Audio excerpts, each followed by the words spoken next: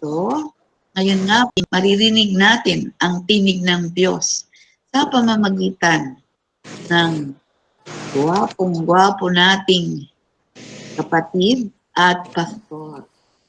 Pastor Alvin Salazar. Good morning po, Kong Hey Pachoy. Di po wala. Good morning po sa bawat isa. Naku po, kayo po yung nagkapinahan na po. Siya na po sa boses at tinamaan po ng ligaw na sipon. Sige po, tayo po muna yung manalangin. Ano po?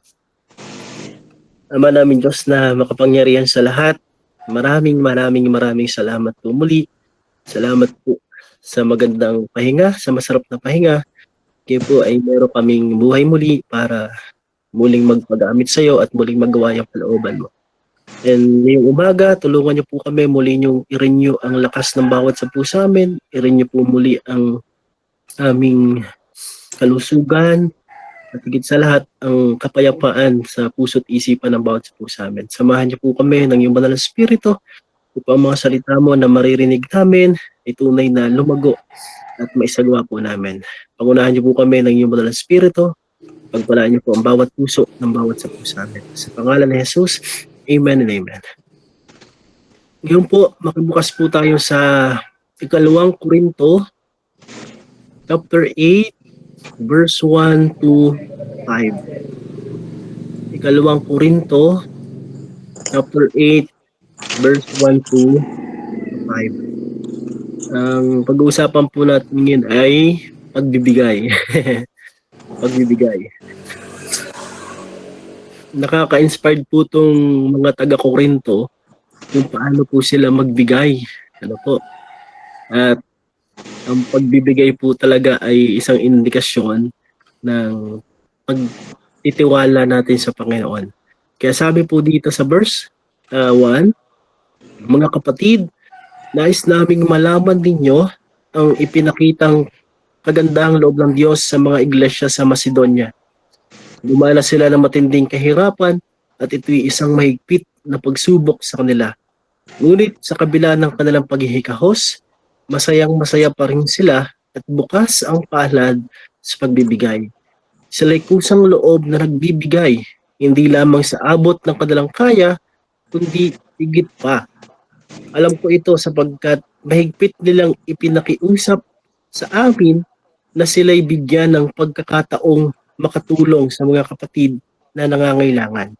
Verse 5, at higit pa sa inaasahan namin, ibinigay nila ang kanilang sarili, una sa Panginoon at pagkatapos ay sa amin ayon sa kalooban ng Diyos.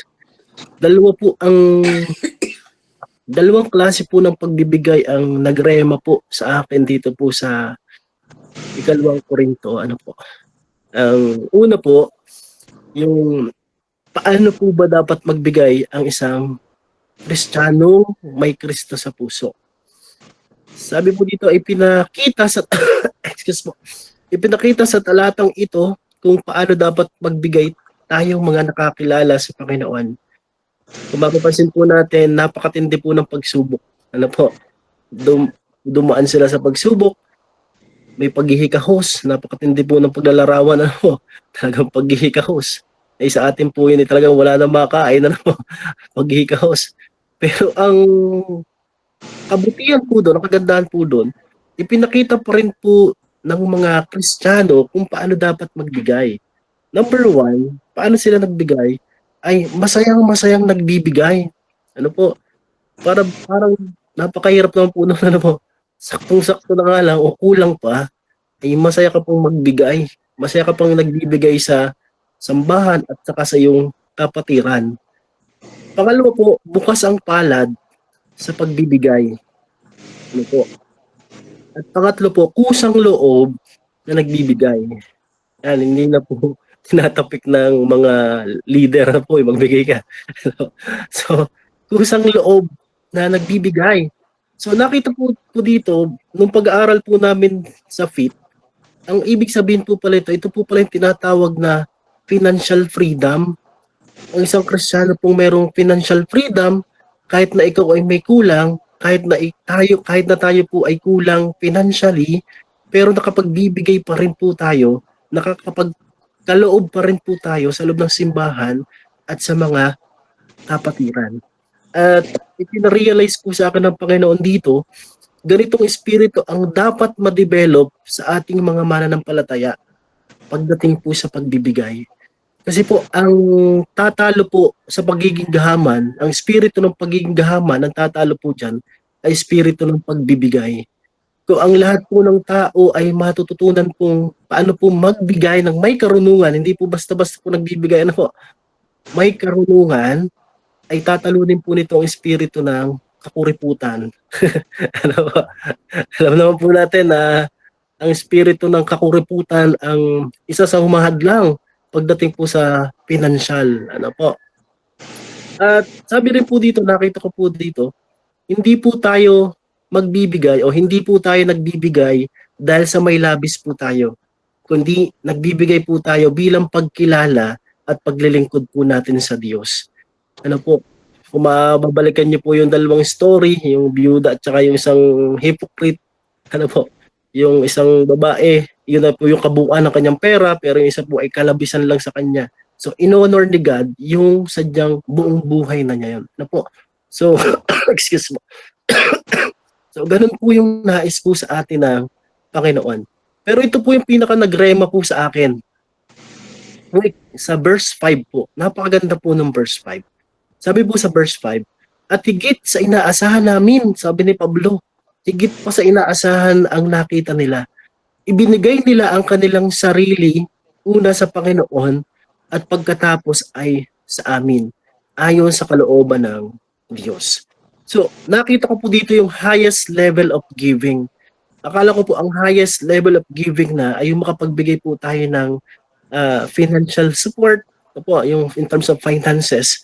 Pero nakita ko po dito, ang highest level of giving ay yung ibigay po natin ang ating sarili sa Panginoon bilang paglilingkod at pangalawa sa kapatiran bilang paglilingkod sa kapatiran.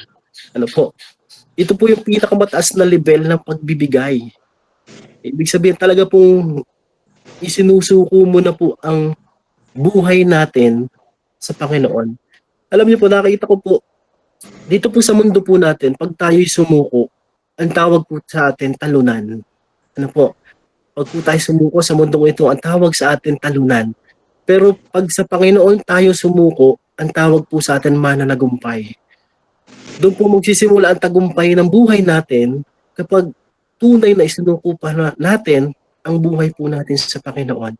At ang tawag po doon ay paglilingkod. Hindi po madaling maglingkod. Ano po? Napaka-hirap pong maglingkod. Ano po? Now, ano nga po bang ibig sabihin ng to serve God? Ano po? Nakikita ko po sa dictionary, to serve God means, serving God means living a life that is in accordance with His will. Ano po? Ito po pala, ang paglilingkod po pala ay pamumuhay ng naaayon sa kalooban ng Diyos. So, ibig sabihin, challenging po talaga. Ano po, i-align po talaga natin ang buhay natin sa kalooban po ng Panginoon. At kaya nga po, isa po sa rason, nakita ko po bakit nagkatawang tao ang Panginoon sa Kristo ay para i-model niya kung paano maglingkod sa Diyos at maglingkod sa mga tao. At nakita ko rin po, serving God is the most important part of our lives. Ano po, yung naglilingkod po tayo sa hari. Ano po, naglilingkod po tayo sa Panginoon.